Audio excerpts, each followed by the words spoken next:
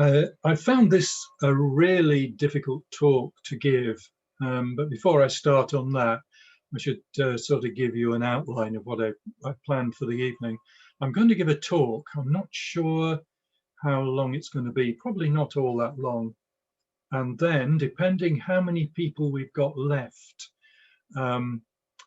we will either do breakout rooms, or there may be few enough of us just to have one big group and have a sort of question and answer session.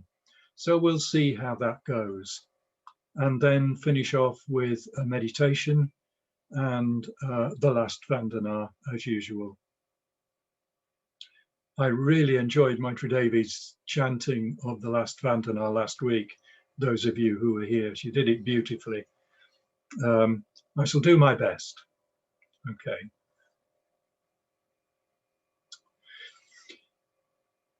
The theme of these evenings is living the Dharma life.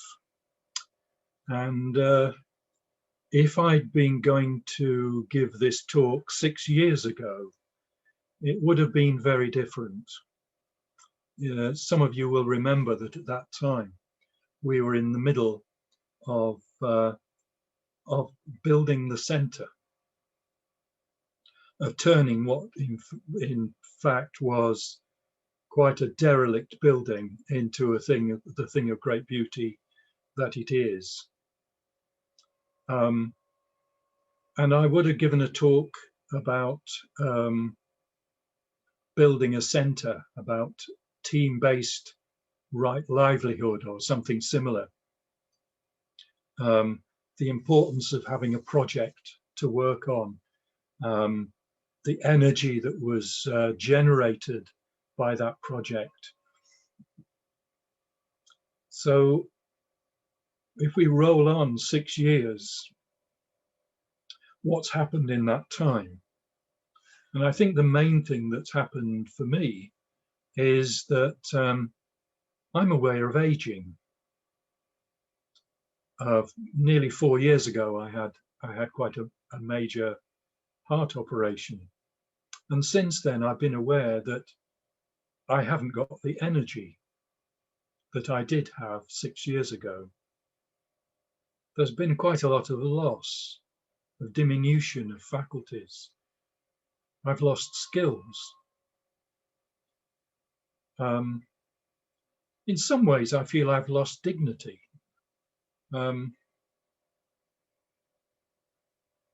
My profile isn't as high. I'm not being seen in quite the same way, perhaps.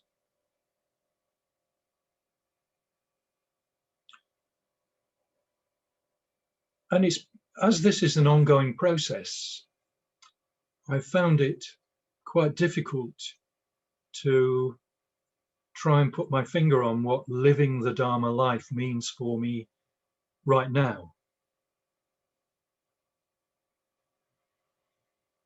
But I think if I try and summarize it, it's about the recognition of impermanence and the increasing amount of impermanence that appears to be coming into my life.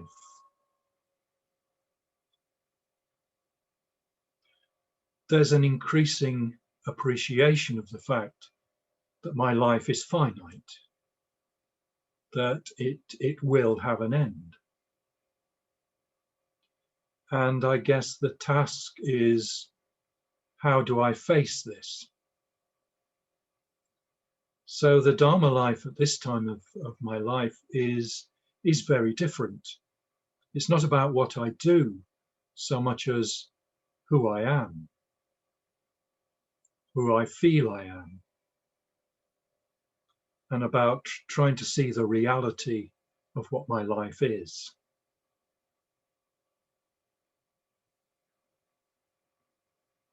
I think if you'd asked me 6 years ago, do you know that your life is finite? I would have said, yes, of course it is. But that realization was just in my head. I think there was very little emotional recognition of that fact.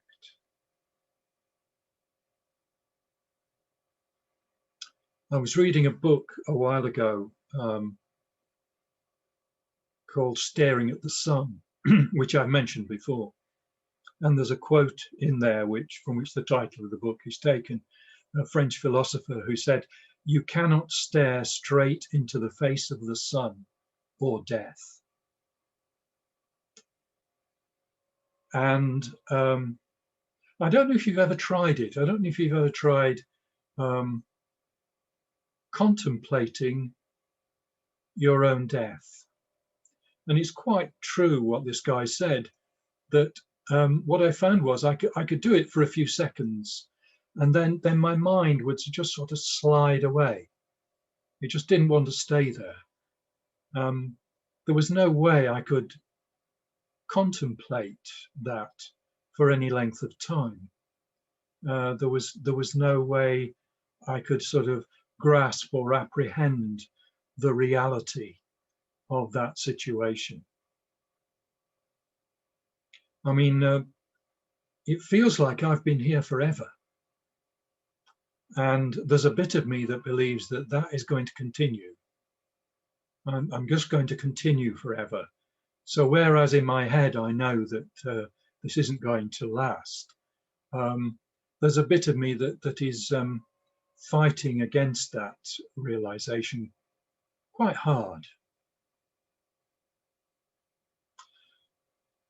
So although there may not be a lot of physical energy around in me at this time of my life, there is quite a lot of emotional energy, and that's focused on what is really the last great task of life, and that's finding out, how are we going to let go of it?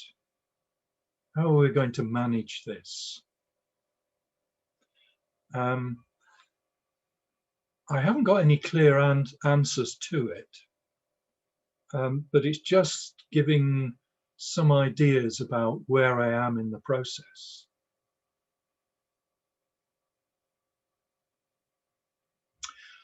I'm aware that there are, looking at you all on my screen, that there are a lot of people here who are younger than me, and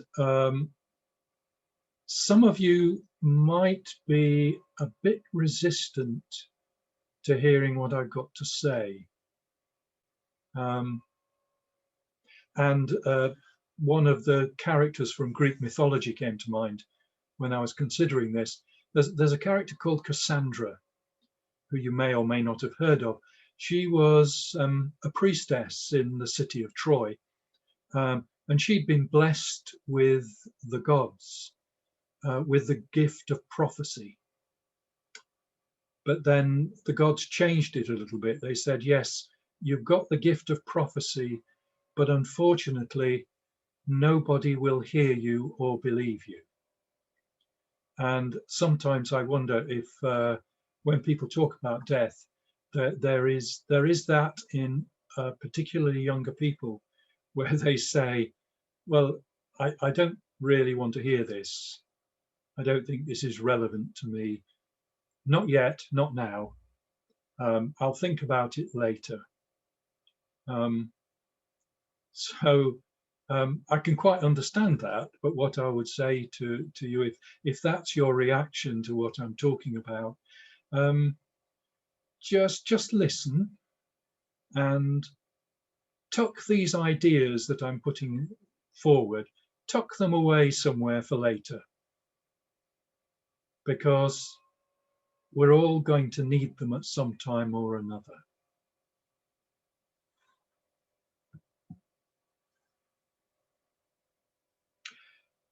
So this idea of dying feels sometimes like a threat or a punishment, because we don't want it. There's a great fear of it. But it's just part of a life process. But we don't want to see this. So I was looking for a sort of easy way into this, and I found it in a book which I've also mentioned before, and it's a book by a man called Richard Holloway, and it's called Waiting for the Last Bus. And this is how he puts across the idea of dying, that we're all waiting for the last bus.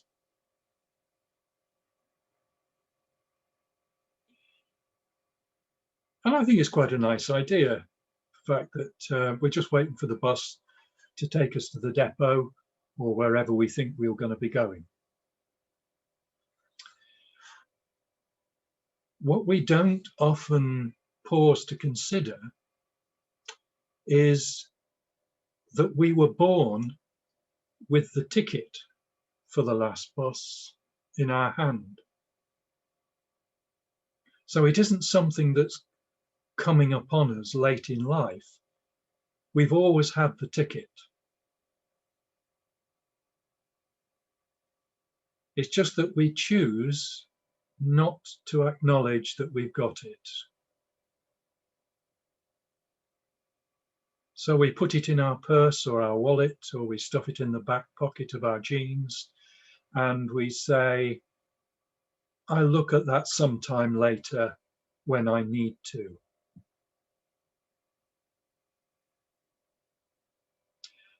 And that's quite a good idea, except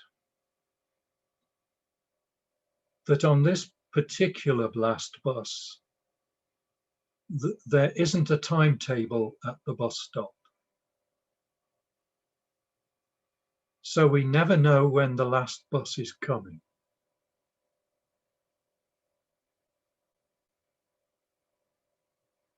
So for many of us, we're still wandering along the street, looking at the shops, seeing what we want to buy, looking at all the people around, looking at our life, looking anywhere but up the road to the bus stop. Many of us it doesn't really fathom, it doesn't really figure in our life where the bus stop is, or even that it's up ahead of us. So I think for me, my Dharma life is about thinking, okay, what can I do? How can I be to get used to this idea of the last bus? Because it will be there sometime. I don't particularly want it, but I have to realize that it's on its way.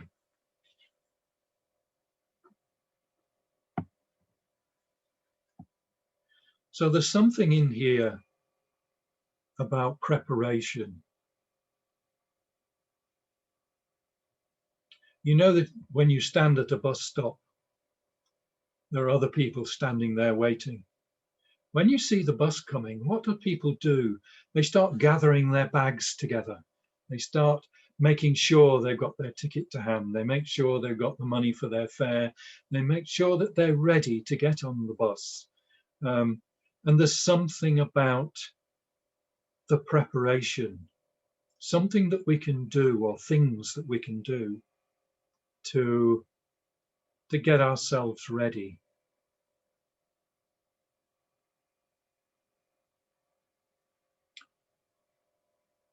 So the obvious thing is that from time to time, we remind ourselves that we have a ticket.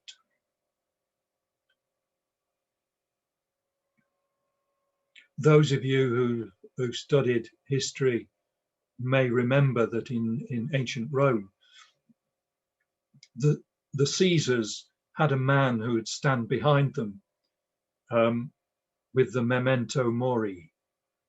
So if they saw that the Caesars were getting very proud and quite arrogant, he would just lean across and say,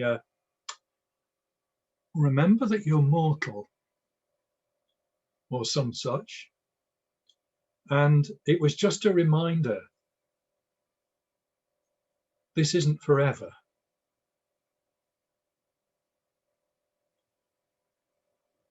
So we all have a reminder somewhere that this is not going to last. Now, that may be that we may have to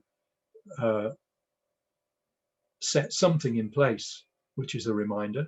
It may be that already things are happening in our life which will remind us. And that may be, for example, what brought it home to me was that my body will not necessarily mend itself anymore in the same way that it once did. It may be the forgetfulness, the inability to remember somebody's name. Well, I remember your face very well. Where did I meet you and what's your name? That sort of thing that happens, unfortunately, increasingly. So it's those sort of things that if we take notice of them, they're reminders.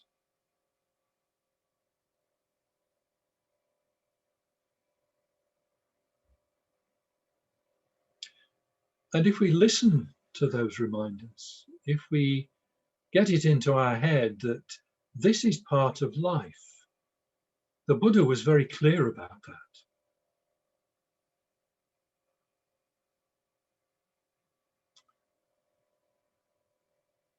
There are practical things we can do.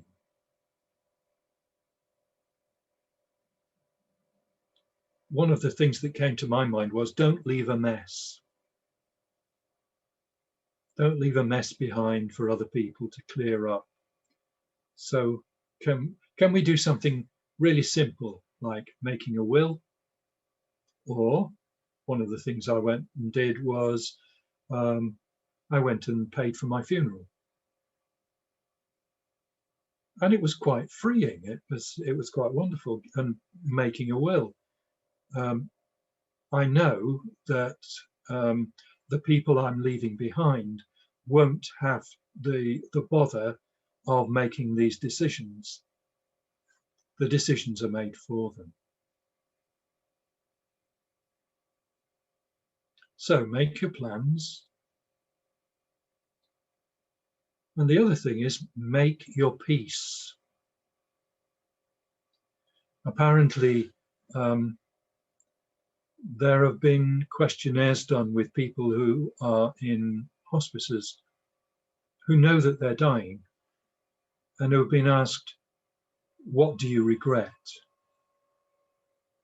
And the sort of things they regret are not making good the harm they have done. So not apologizing for harm to the people they've harmed, not explaining why they acted in a particular way, repaying anything that needs to be repaid. Quite simple things, but the sort of things that we might put off, perhaps because we're embarrassed or because we think people will be angry with us if we raise these issues. What I found is, particularly with my 3 children, that I'd been holding regrets that I'd had about how I'd behaved with them when they were children. So individually, I apologized to each one for any harm that they felt I'd done, any hurt, expecting them to have this list of things that they felt bad about. But their response was wonderful. They said, "Oh, you've got nothing to beat yourself up about. You brought us up well." So I think there's often a fear that people may be angry with us if we raise these sort of issues. So it may be a question of courage.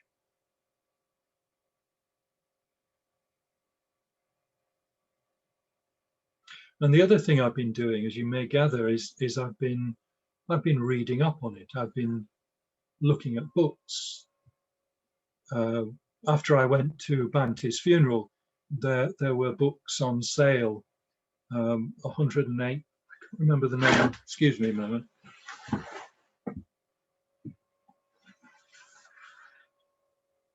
108 Ways of Looking at Death. And these are quotes from Sangharakshita.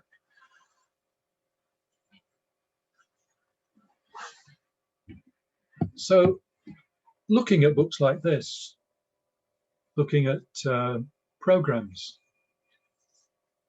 things on YouTube, trying to get some idea of not just death, but the process leading up to it.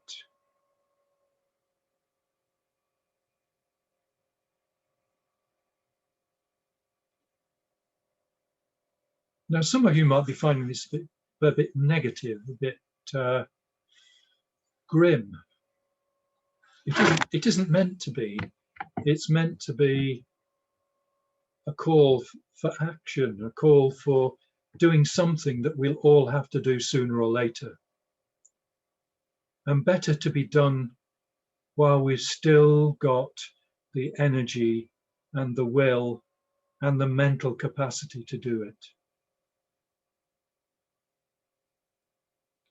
But I haven't found it easy. Not at all easy.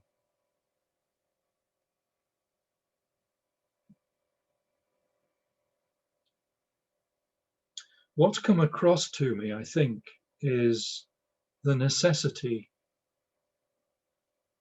for being kind to myself in this process.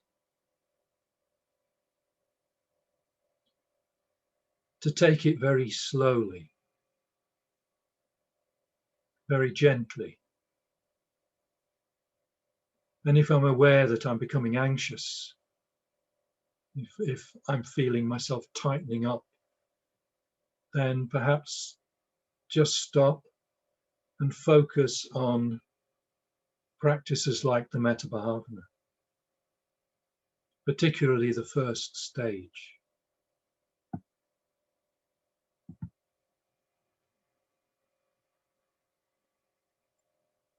So we'll be practicing the Metta Bhavana later this evening.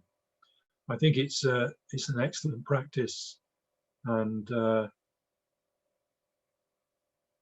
I'm always encouraging other people to practice it. And sometimes I think I ought to listen to what I say more often.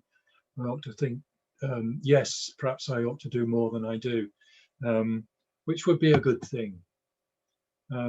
So it's about that balance. It's about having that balance between the feeling that we're going to lose ourselves and having this loving kindness for this self, which is impermanent.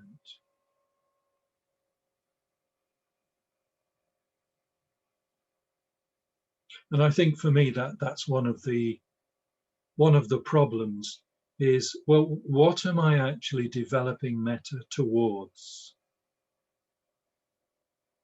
If it's impermanent, if all it is the various elements put together with a blood circulation and neural pathways, what is it actually that I'm developing metta towards? And that's what I'm working on at the moment. I think that's one of the koans, if you like, one of the big problems in trying to get some idea of the reality of this situation.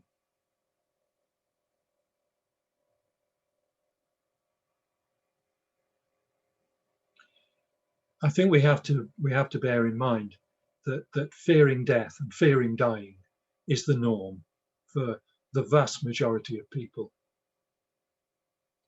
And what we fear, we avoid.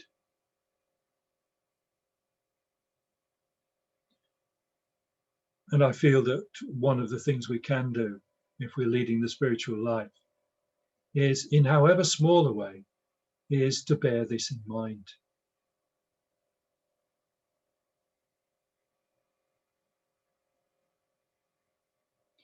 So I was trying to find some sort of positivity in this. Why should we bother? what would be the point of trying to come to terms with our dying and our death? It's going to happen anyway. So what would be the benefit in terms of living the Dharma life?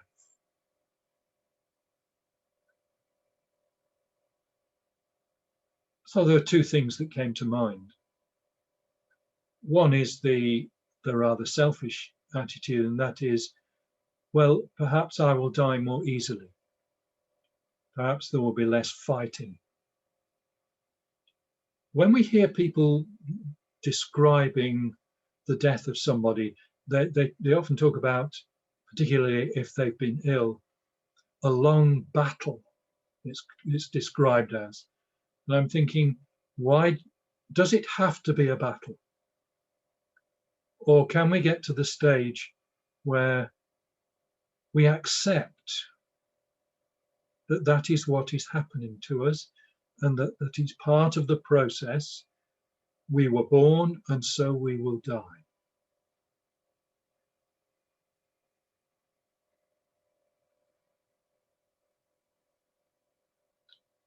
The other thing that came to mind was, could we, in our dying and our death, be an example of how best to do it for those people who come after us? And I'm not sure what I mean by that, because I'm not sure how good I'm being at the dying bit. So I don't really know. I don't really know what I'm saying on this, but there's something about, being an example of how to live as an old person. You could say it's about being an elder. I'm not very certain of what being an elder is, but it may be that it's something to do with being an example for those who are prepared to see it.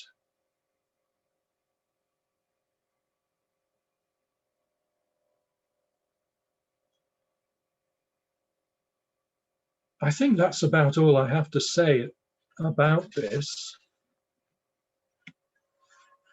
I hope it's been useful. I hope it hasn't been too grim. And I was trying to find a way of finishing. And as many of you know, I'm very fond of poetry. And I found a poem which is by a man called William Stafford. Some of you may know of him.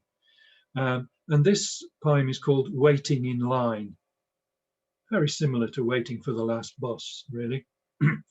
So I'll finish with this, Waiting in Line.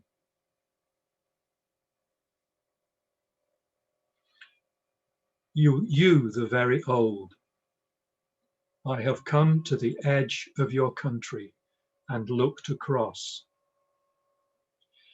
How your eyes warily look into mine when we pass.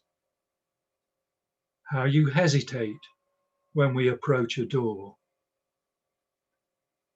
Sometimes I understand how steep your hills are, and your way of seeing the madness around you, the careless waste of the calendar, the rush of people on buses. I have studied how you carry packages, balancing them better, giving them attention. I have glimpsed from within the grey-eyed look at those who push. And occasionally, even I can achieve your beautiful, bleak perspective on the loud, the inattentive, shoving boors jostling past you toward their doom. With you, from the pavement, I have watched the nation of the young like jungle birds that scream as they pass, or gyrate on playgrounds, their frenzied bodies jittering with the disease of youth. Knowledge can cure them, but not all at once. It will take time. There have been evenings when the light has turned everything silver. And like you, I have stopped at a corner and suddenly staggered with the grace of it all. To have inherited all this, or even the bereavement of it, and finally being cheated. The chance to stand on a corner and tell it goodbye. Every day, every evening, every abject step or stumble has become heroic.